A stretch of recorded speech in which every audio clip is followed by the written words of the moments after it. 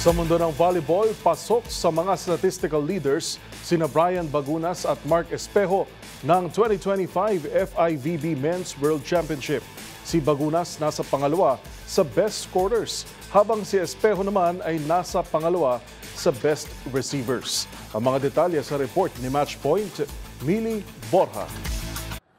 Kasalukuyang nakahanay ang Alas Pilipinas men veterans na sina Brian Bagunas at Mark Espejo sa mga statistical leaders sa 2025 FIVB Volleyball Men's World Championship. Batay sa opisyal na website ng torneo, pang-5 si Bagunas sa listahan ng best scorers na may kabuang 48 points, kung saan 43 dito ay mula sa attacks. Dahil dito, pumasok din siya sa ikalimang pwesto sa attacking category.